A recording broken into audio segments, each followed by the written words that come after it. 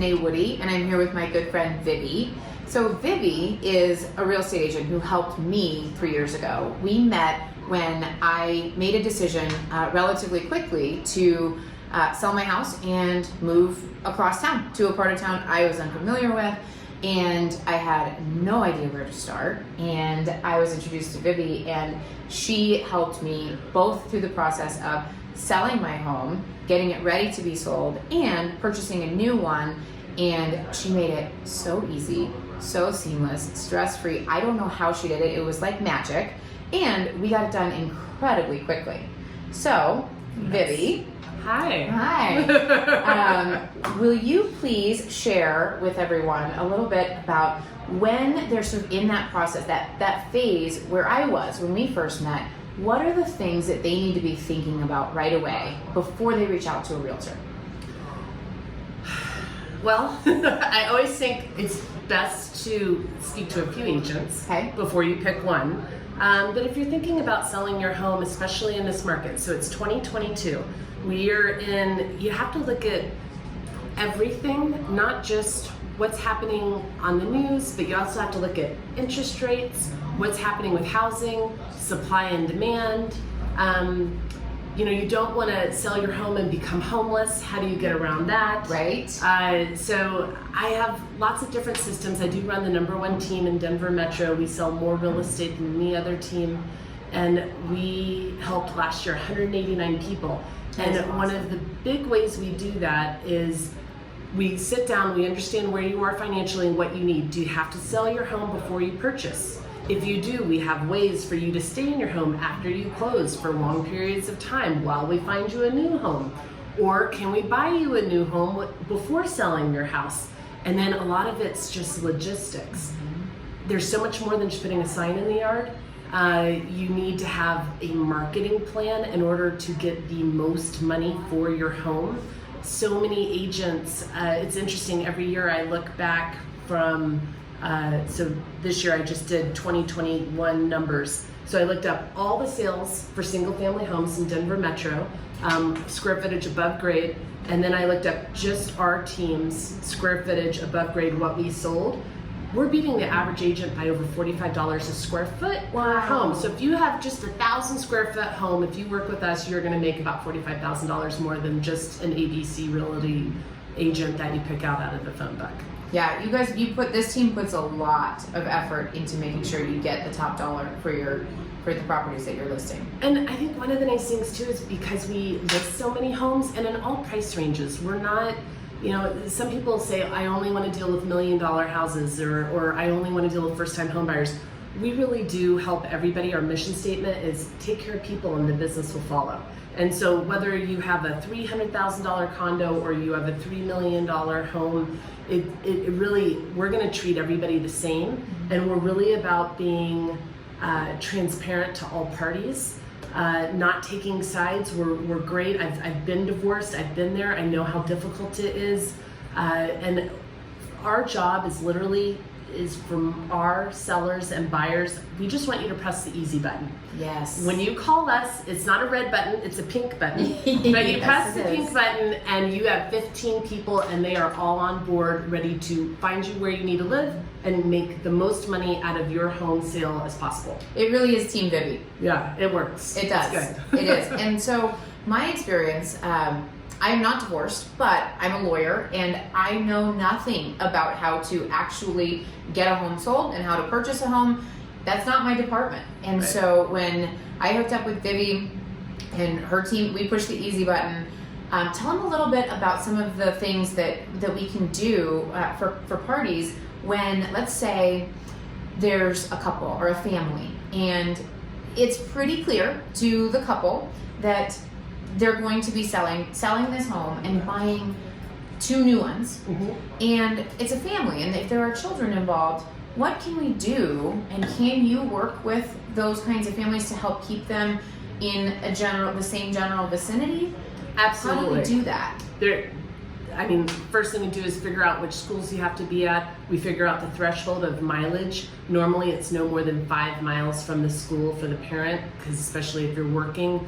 getting your kid to school and getting to work, is all of those things. I am incredibly sensitive to commutes. I do not want people to have long commutes. I want people to be fairly close to where they work and live, and so that they don't have to be driving an hour to get to work or taking their kids to school.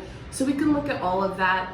I think so much of this depends on what your financial situation is. So, if you can't afford to buy without selling your home, we have a thing called a post-occupancy agreement. Whenever I ask for it, I get it on all of my listings. I'm helping a divorced couple right now. The woman just wants her kids to be able to get through school. We got it under contract, cash, as is. We're gonna close on it, and she gets to stay until her kids finish her school year out. So there are ways to do it all. It's really about who you have negotiating for you. And I'm all about, we can create searches so that, we can make sure you guys, if you two are getting divorced, that obviously you don't probably want to be right next door to each other, but close enough, right? So, if something happens, you can go to the other parent's house, or, whatever. We're sensitive to it, we understand it, we help people do it all the time. So you don't mind working with divorcing people? No, not at all. And at the end of the day, it's really just about transitioning. I think a lot of people feel like the red letter A is on them or something, but it's not. Yes. Gosh, over 50% of people are divorced. It's something that happens. We fall in love, we fall out of love. At the end of the day, it's really our whole goal and our whole mission statement is take care of people and the business will follow, and that's really what we're about. We just want to help people, we want to help children, we want to help families in this situation. You don't have to tell me your story. If you want to tell me your story, I'm happy to do coffee or buy you a beer after work. I'm open for it. At the end of the day, I really just want to help. That is so awesome. Yeah. So a question that I get a lot from people, it's difficult sometimes early in the process to know, what do I do first? And if I take this step first, if something else happens in my divorce process and it messes with the timeline, are we gonna be okay? And it can sometimes be very difficult to understand that I'm going to be okay 8 months or a year from now if I can't even lay out the roadmap. So, Vivi, if a couple comes to you and they're saying, hey, we think we might be looking to sell 6 months from now-ish, we're not really sure how long our divorce is going to take. Can you help them? Absolutely. Okay, you can. Yeah. Okay. We're literally listing a home in Stapleton where I met with them in 2019, and we're going to be putting their house on the market this May. Oh, wow. And so, but it's okay. It's not about, it's not about us getting a sale or, it's really about us helping. We really want to, I've been doing this I'm dating myself, for over 20 years. Sold tons of real estate. I understand 1031 exchanges. I understand divorce. I understand estates and probate. I've done all of them. I do all of them on a monthly basis. And it's no big deal. But what I want you to understand is, if we're going to wait 8 months, what is that going to look like? Mm-hmm. Because we are changing times right now. Yes. We are an inflationary, and this whole decade is about inflation and taxes, and how do you mitigate that? And that's one of the things I think people really do enjoy working with me about, because I am I'm a long-term thinker, and I'm also very into the economy, what's going on with interest rates, what's going to affect your bottom line, and that's all stuff I'm willing to sit down and just have a chat with you about.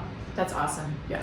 Are there any other things that people need to be thinking about as soon as they decide, gee, this property that we're living in right now needs to be sold? Are there any other things that they need to be thinking about? 100%. So if you guys, and so much of this depends on, is the couple amicable, right? Yes. Because if you're not amicable, and it's going to be, if somebody's cheating or lying or stealing, we're going to have to treat everything differently. And so, yes, there's things I think you should be working on. If you are in agreement and the money is clear, there's always upgrades you can do. Some upgrades are worth it, some upgrades are not worth it. That's one thing I really like to walk through and say, because some people are like, we're thinking about remodeling the kitchen, and I'm like, don't do that. Yes. Your kitchen's okay, it's going to be okay, but you're not going to get your money back out of that. Right. There's certain things you can do to get your money back out of the home. There's certain things you don't want to do, and I'm happy to walk you through and tell you what I would and would not work on. Okay, so if someone is thinking that